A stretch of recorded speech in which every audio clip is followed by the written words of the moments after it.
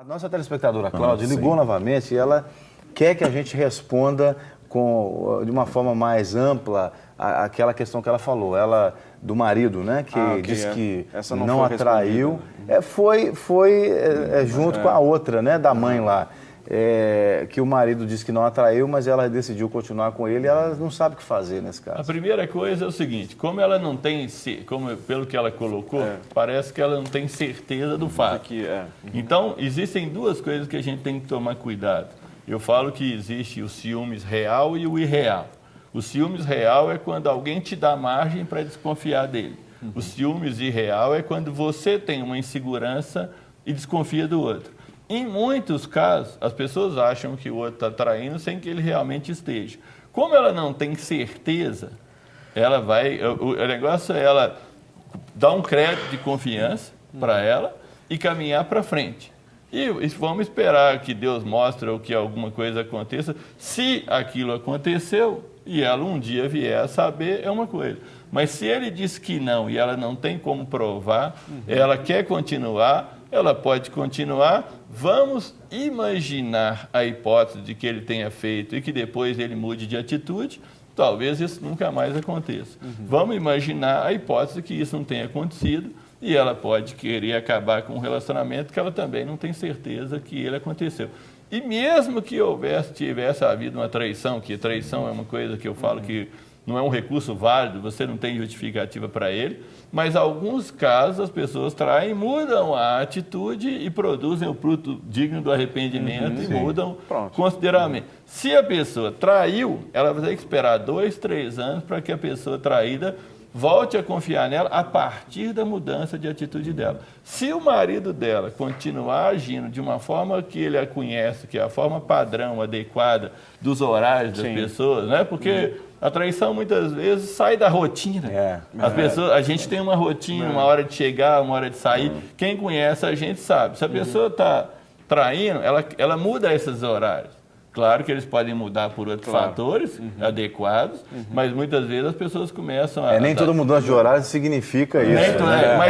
Mas as pessoas começam a ter uma série de fatores que demonstram que alguma coisa está errada e a pessoa não explica aquilo de uma forma adequada, né? Porque você teve um problema no trabalho, você ficou mais tempo, um problema no trânsito, são coisas que você explica e que são coisas realmente lógicas e que não acontecem. Agora, se dependendo da situação também, se o marido se envolve, não no caso da Cláudia, mas qualquer outro caso, o cônjuge, seja homem ou mulher, o cônjuge envolve em traição e não consegue se desvencilhar de uma vida dessa, essa pessoa também precisa de ajuda porque tem uma certa dependência ali e ela também tem que querer ser ajudada. Aí já parte para o outro lado da pessoa também buscar ajuda. Nenhuma traição tem justificativa. Você não tem como justificar porque o relacionamento está ruim ou coisa assim.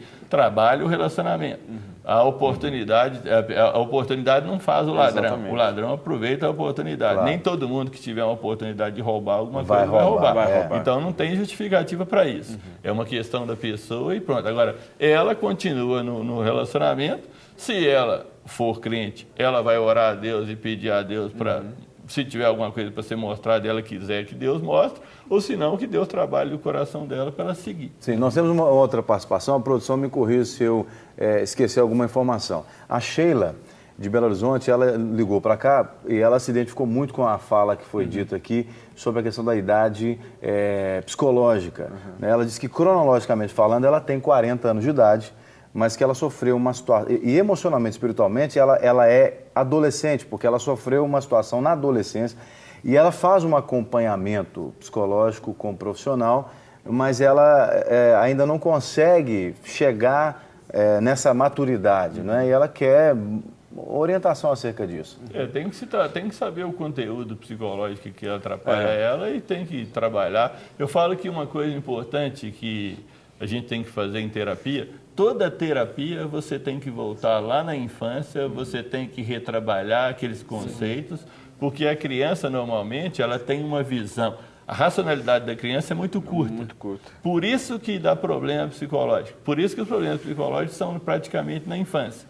A criança é muito emotiva, a racionalidade dela é muito pequena, muito literal. A racionalidade desenvolve do 0 aos 15 anos, vai do concreto ao abstrato.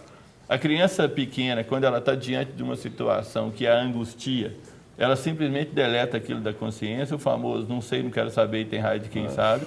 Aquilo cria um registro psicológico inconsciente que fica fora do recurso dela. Ela cresce, por isso que aí ela cresce fisicamente, e fica aquilo que eu te falo, o adulto e a criança. Aqueles conteúdos que ficaram fora da consciência dela, quando ela está muito afetada emocionalmente, a capacidade de raciocinar do ser humano diminui. É o famoso branco, é o famoso estava fora do meu juízo, perfeito, e estava mesmo. Quando a pessoa fica muito afetada emocionalmente, a emoção chega num certo nível, ela liga esses conteúdos infantis, a pessoa age, quando ela volta assim, ela fala, como é que eu fiz isso? Como que eu pude agir assim? Por quê? Quando a emoção sobe, a racionalidade diminui. Daí é que vem aquela história do contar até 10, né? Você está nervoso, você conta até 10. Para quê? Você desligar o emocional e ligar o racional. Então, por isso que as pessoas normalmente têm dificuldade de raciocinar. Aí elas atuam o inconsciente delas. Nós já ouvimos profissionais dizendo, né? Tem uma pessoa que fala muito isso, que eu gosto muito de ouvir, é o pastor Washington Sá, que é aqui de Lagoinha, trabalha muito com essa questão. Que, às vezes, as experiências negativas, né? Elas abrem uma certa parte do nosso entendimento e marca. Tanto uma experiência de muito prazer, de alegria, quanto experiências negativas, elas tendem a marcar mais. E aí fala-se muito sobre reprogramação, né, da mente. É possível se fazer isso em qualquer situação, ou isso não é adequado? Ou como é que... Porque você tem uma pessoa de 40 anos ou mais de idade, e ela tem um comportamento de adolescente ou de criança, ela tem que chegar até lá. Isso é chamado de reprogramação mesmo? Como é que é feito esse processo? Se é só um profissional ou qualquer pessoa pode ajudar nesse processo? Você pode usar o termo programação, porque eu mesmo falo que você desprograma o negativo e programa o positivo. Só que um sai devagar e o outro entra. Na verdade, o que é essa desprogramação, essa programação? O primeiro nível de trabalho psicológico é você usar o seu racional para parar o seu emocional negativo. O emocional negativo, ele aparece como uma frase. Por exemplo, a pessoa fala assim, não, eu vi o programa, agora eu vou fazer tudo certo, eu vou fazer isso aqui. Na hora que ela acaba de pensar, aí vem um sentimento em forma de frase. Aí eu não dou conta de fazer isso. Isso é um sentimento negativo que ela carrega. E como eu falo que o conflito psicológico é entre o racional e o emocional, e se é um conflito, o emocional é mais forte. Por isso que as pessoas não andam. Por isso que a gente diz que é um problema emocional. Se o que eu penso é diferente do que eu sinto, o que eu sinto é mais forte porque a criança funcionava no emocional. O emocional é mais primitivo do ser humano. O racional é uma construção progressiva depois disso. Então a pessoa muitas vezes tem que parar essa negatividade. Ela tem que lutar contra essa negatividade e falar, não, eu dou conta.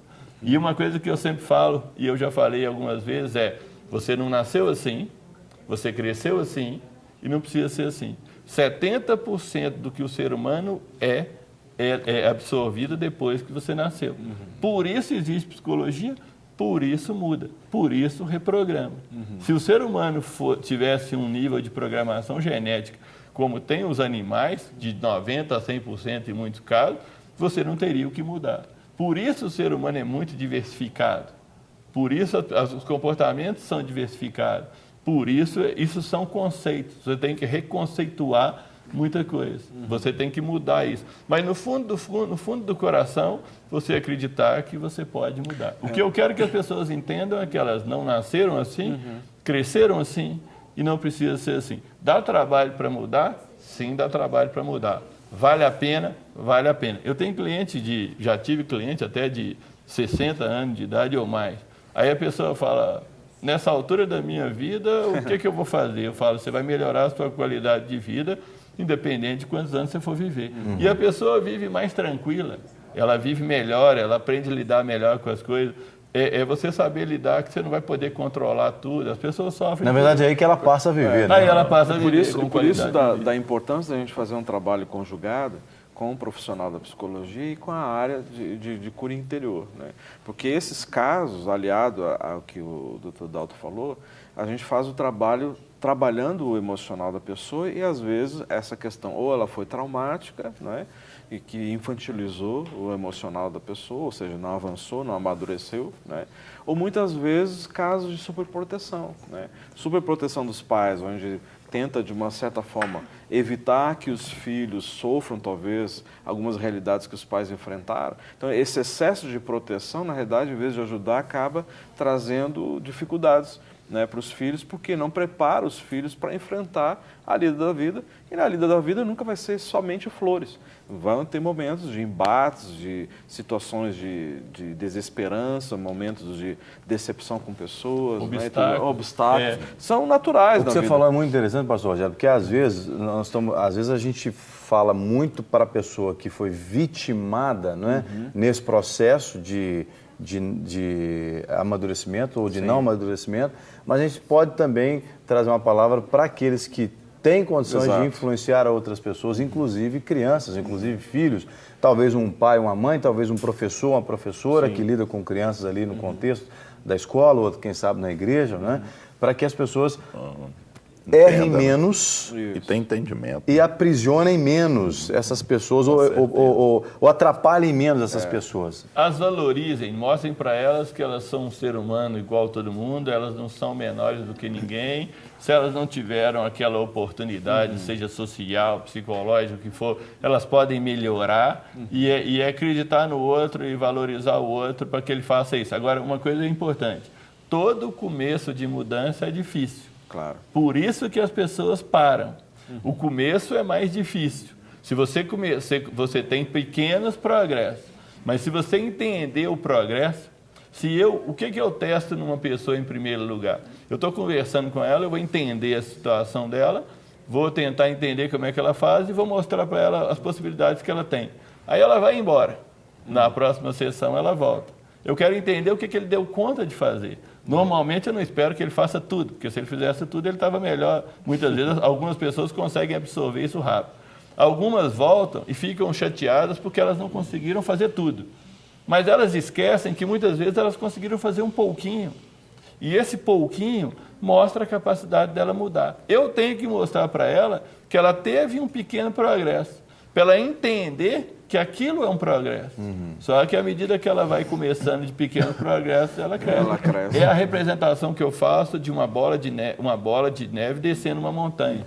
No início ela é pequena e à medida que ela desce, ela vai aumentando de tamanho e de volume. Exatamente. Isso é progressivo, tanto positivo como negativo. A questão também da persistência, né? Da persistência. Eu lembro quando eu fiz um curso de gerência, e o cara contou uma situação interessante, que um vendedor, ele chegou numa empresa e o cara não queria receber o vendedor. Aí ele ficou o dia inteiro lá na empresa, o cara falou, manda esse cara entrar que eu vou liberar ele logo. Aí o vendedor deu um cartãozinho para ele. Ele pegou o cartãozinho, rasgou o cartão e falou, não quero nada seu, nem nada. Aí ele falou, peraí, esse cartãozinho me custou dinheiro. Aí o cara arrancou R$1 e deu, ele tá aqui, ó. Ele falou, não, custou 50 centavos. Aí deu outro cartãozinho pro cara, tá o troco aqui. Aí o cara falou, não, senta aí que você é bom, vou... Né? Então ele conseguiu vender pro cara nesse sentido. Então eu vejo aí também nessa questão a persistência, né? O trabalho que a gente faz, orientar a pessoa e tudo. Ó, você vai ter que ter um esforço seu agora também para você chegar onde você quer chegar.